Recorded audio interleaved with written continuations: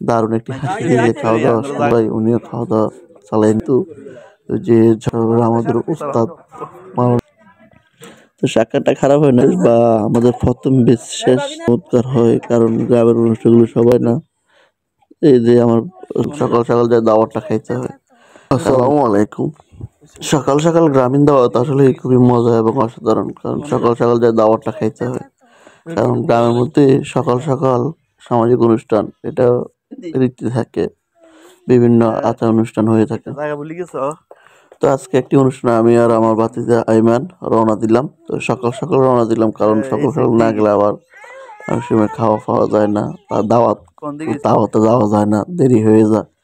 তো সেই কারণে দুইজনেই সকাল সকাল রওনা দিলাম, কারণ সকাল সকাল রওনা দিলে সবার সাথে একসাথে দেখা হবে, খাওয়া দাওয়া হবে, কথা হবে। কারণ সবার সাথে কিন্তু একসাথে দেখা হয় না বা কথাবার্তা হয় না। কোনো অনুষ্ঠান হইলেই কিন্তু সবার সাথে দেখা হয়, কথাবার্তা হয় এবং সম্পর্কটা আর একটু ভালো হয়।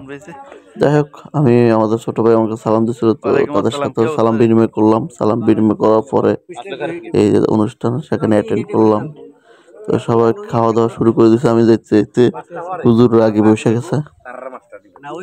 তো আপনার দেখুন এই যে সকালবেলা যে খাওয়া দাওয়াটা চলতেছে সেটা কিন্তু ভালোই খারাপ না। আর আমাদের মঈন ভাই তিনি কিন্তু দারুণ একটি হাসি দিয়ে খাওয়া দাওয়া চলতেছে, সেটা হচ্ছে বড় জিনিস।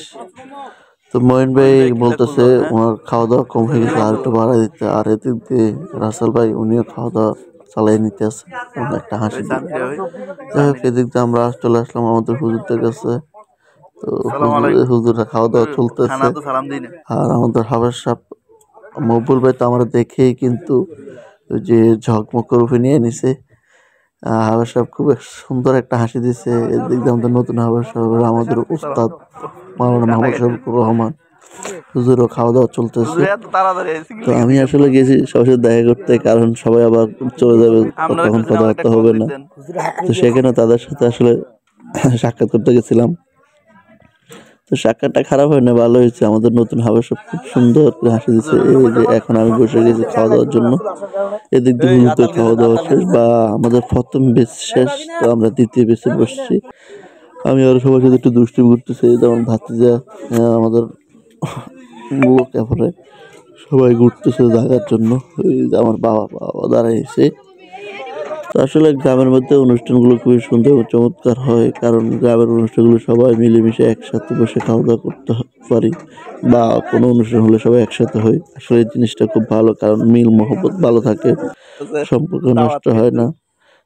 এই যে আমার স্বাস্থ্য ভাই এবং আরো একজন তারা খাওয়া দাওয়ার জন্য যাইতেছে, তা আমরা খেয়ে চলে আসছি, কারণ সকাল সকাল আরো একটু দেরি করে যাইতেছে।